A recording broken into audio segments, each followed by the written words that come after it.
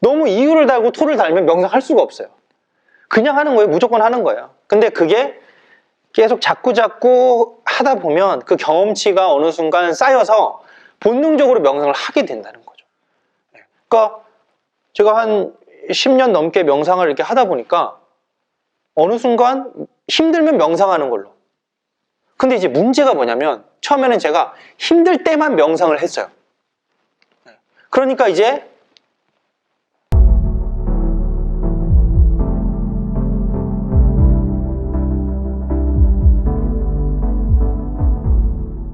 지금까지 여러 가지 명상을 했는데 좀 기억나는 명상이 있나요? 좀 개인마다 좀 다를 것 같아요.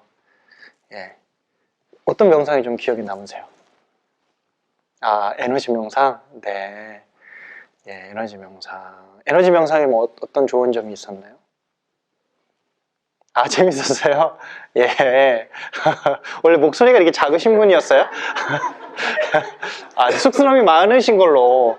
예, 쑥스러움이 많으신 걸로 이렇게.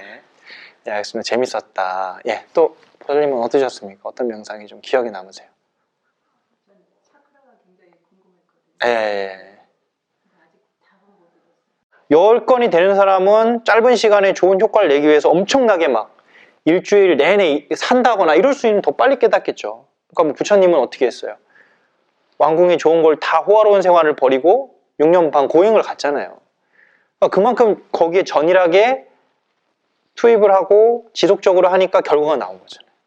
그 여건이라든지 혜택이 좋아져서 뭐 유튜브도 있고 또 이제 옛날 같았으면 산속 깊이 가야 만날 수 있는 선사들을 가까이서 만날 수 있고 옛날보다 훨씬 더 쉬워졌다는 사실이죠.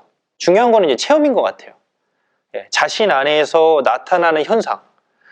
그래서 차크라가 이제 제 사설 강의에는 이제 그렇게 말씀을 드렸어요. 왜냐면 우리가 공부 잘하는 사람의 비결이 뭐냐, 핵심이 뭐냐, 뭘까요? 공부 잘했던 분들.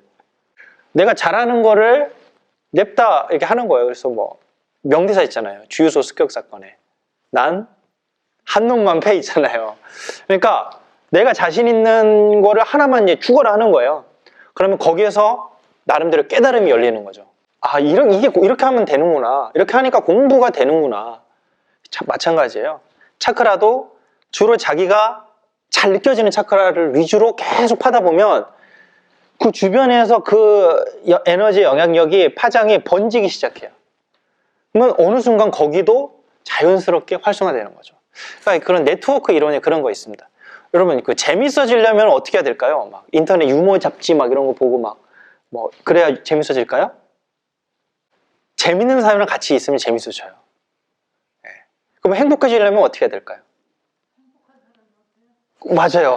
와, 이거 어려운 답을 바로 이렇게 행복한 사람이랑 같이 있다 보면 저절로 행복해지는 거예요. 실제로 내가 아는 사람이 행복하면 거기 한 20% 정도가 나한테 온대요. 그리고 한 달이 더 걸쳐서 그 사람의 아는 지인이 행복하면 그것도 한 10% 정도인가 나한테 온대요. 네. 그러고 아는 사람이 행복하잖아요. 그게 또 몇 프로 온대요. 그렇게 해서 한 4단계인가 5단계 가면 그 영향력이 없다는 거예요. 근데 한 3단계 정도까지는 그 영향력이 나한테 온다는 거예요. 그러면 이제 결론은 내가 쉽게 행복할 수 있는 방법은 내 주변에 행복한 사람을 많이 두는 거죠. 그러니까 마찬가지예요. 차크라도 한 곳이 활성화가 되고 강해지면 주변으로 그 파장이 전달이 돼서 깨어나요. 근데 내가 한 개를 못 깨워봤잖아요? 그럼 다른 데는 깨어날 수가 없어요. 네. 여러분 삶에서 뭐 한 가지 정도 성공해 본 적 있으세요? 난 설거지는 진짜 잘한다. 뭐 기름때 하나 남기지 않고 설거지를 잘한다. 또는 뭐 나는 책 한 번 읽었다 하면은 그냥 그 자리에서 뭐 태풍이 지나가든 뭐 전쟁이 나든 나는 책 한 권 딱 뗀다 라든지 뭐 산 한 번 탔다 하면은 막 4시간 5시간 그러면 삶에서 뭐 나름대로 성공한 거 있으신가요? 저는 이래서 발 안 남기는 걸 진짜 잘해요. 네. 또 여러분 뭐 개인적으로 뭐 자신 있는 거 뭐가 있으세요? 여기 12번 중에 한 번도 안 빠졌다 하시는 분. 다 한 번은 빠지셨어요? 안 빠지신 분은 왜 안 빠지셨어요? 이유가 있는 게 이상한데 아무튼 그래도 물어볼게요. 빠지면 계속 안 나올 것 같아서. 이게 바로 성실성이라는, 박수 한번 쳐주세요. 네, 쉽지 않아요. 제가 말씀드렸죠. 전 요가 2번 중에 1번 나가고 3번 중에 1번 나가요. 네, 다 채우기가 힘들더라고요. 네. 그리고 안 빠지신 분, 예, 왜 안 빠지셨어요? 이렇게 뭔가를 배우는 게 되게 오랜만이에요. 그러셨구나. 예. 20몇 년 같아서 아. 꾸준히 한번 들어보고 싶어요. 저도 요가는 일주일에 5번 가는데 2번 가거든요. 근데 이 수업 왠지 제가 뭔가 이긴 기분인데요. 의문의 일성? 예. 아무튼 개근상 하신 분 박수 한번 쳐주십시오. 자, 또 박수 받고 싶으신 분 손 들으세요. 네. 네, 맨 뒤에 계시고. 네, 어떻게 해서 개근하게 되셨습니까? 좋으셔서. 예, 박수 한번 쳐주세요. 또 박수 받고 싶으신 분. 저는 아직 제가 스님 생활을 계속 하고 있는 게 잘하고 있는 것 같아요. 예. 제가 올해가 14년 차? 거의 15년 이렇게 되거든요. 근데 어쨌든 한 가지를 15년 동안 하고 있는 거잖아요. 예. 근데 그게 뭐 내가 그 안에서 무언가를 잘했다, 못했다를 떠나서 그냥 한 길을 쭉 가고 있다라는 거. 그러니까 거기에도 시련이 있고 고통이 있고 번민과 방황이 있었을 거 아니에요. 근데 그때마다 조금씩 넘어서는 계기가 있었던 것 같아요. 근데 그때 뭔가 한 단계 점핑하는 듯한 느낌도 들고. 말씀하셨듯이 예. 그 힘들어하고 그만두고 싶은 거 잘 견디고 한 14년 정도 해온 것도 지금 같은 직장에서?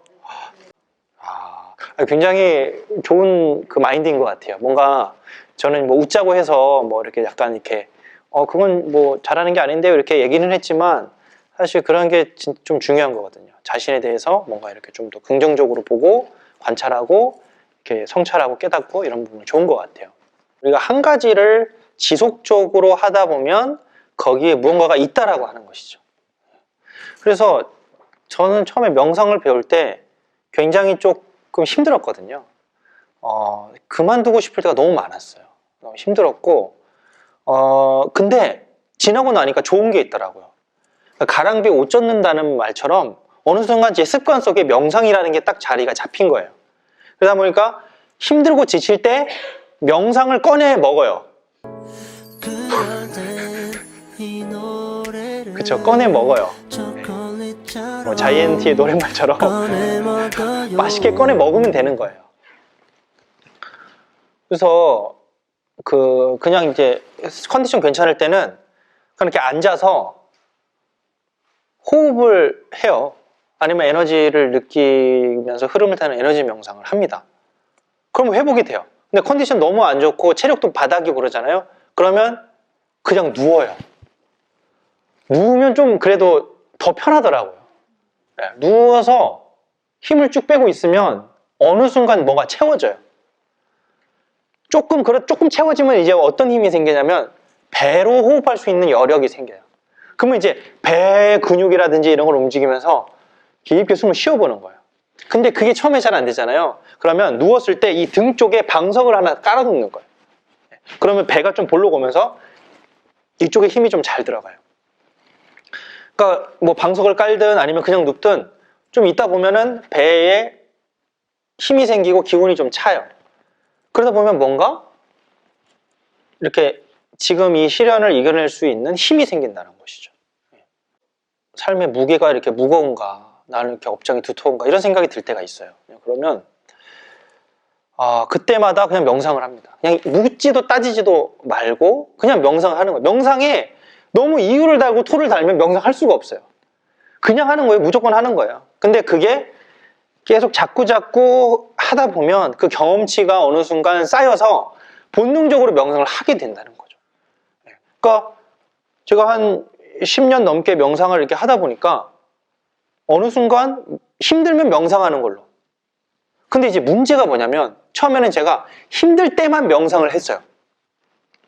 그러니까 이제 우주가 저를 깨달을 수 있도록 도와주는 거죠. 저를 계속 힘들게 만드는 거예요. 그래서 어느 순간 제가 깨달았어요. 잘 풀릴 때도 명상을 하자. 네. 그러니까 우리가 꼭 힘들 때 마음 단속을 하고 뭔가 시련이 왔을 때 자신을 성찰하고 반성하잖아요. 그게 아니라 좋든 나쁘든 뭔가 이렇게 계속 나를 통찰해 보면서 관찰을 하고 깨어 있는 거예요. 네. 그러니까 그 뭐냐면 좋을 때가 좋은 게 아닌 거예요, 사실. 안 좋을 때가 안 좋은 게 아닌 거죠. 그래서 좀 방심하지 말아야 되는 것 같아요. 네. 일이 잘 풀릴 때 조심하라고 하잖아요. 일이 잘 풀릴 때일수록 더 뭔가 내가 놓치고 있는 게 뭐 있지 않을까? 그러니까 그게 왜 그러냐면 일이 잘 풀리면 사람이 마음이 느슨해지잖아요. 마음이 느슨해지면 평소에 보던 것들도 못 봐요. 네. 평소에 너무 당연한 그러니까 운전할 때도 너무 막 들떠 있어. 저 보너스 탔네. 보너스 타면서 이러다가 사고 나는 거죠. 이렇게. 그러니까 약간 늘 마음을 단속하고 겸허하게 하가지고 뭔가 혹시 내가 좀 놓치고 있는 게 없을까 이걸 조금씩 살펴야 되는데 좋으면은 그냥 그게 이것만이 내 세상 이러면서 이제 막 늘 날라리 하다가 이제 푹 떨어지는 거죠. 네. 그리고 반대로 내가 힘들고 지칠 때 오히려 그때는 나의 과오와 허물을 볼 수가 있어요. 그러니까 그때 내가 고치기만 하면, 마음만 좀 바꾸기만 하면 바로 괜찮아진다고 하는 것이죠. 그래서 제가 명상이 과연 내 삶과 얼마만큼 이게 많이 이렇게 연관을 미치고 있느냐 생각을 많이 했어요. 그래서 한동안은 명상적 삶이라고 하는 게 제 삶의 주제였어요. 그래서 밴드 제목도 그거잖아요. 명상적 삶을 위한 그런 식이에요. 예, 명상적 삶을 위한 명상적 삶이라는 게 뭘까? 그러니까 우리의 삶 자체의 명상을 어떻게 자연스럽게 스며들게 할 수 있을 것인가? 근데 참 관계가 어렵더라고요. 자기가 난 도인이야. 나는 딱 해쳤어. 이제 하산하겠습니다. 딱 했는데 사실 하산을 하면 산에서 내려오는 거잖아요. 하산을 하면 또 다른 숙제가 또 시작되는 거예요. 더 넓은 세상에서 더 복잡한 세상에서 이 사바세계라고 하잖아요. 사바세계에서 이제 사바사바 하면은 이제 넘어갈 수 있다고 생각하는데 이제 사바세계가 사바세계라는 게 견딤의 인토라 그래가지고 견디는 곳이 바로 사바세계예요. 견디어야 하는 그만큼 고통이 많다는 거죠. 관계에서 힘들어요.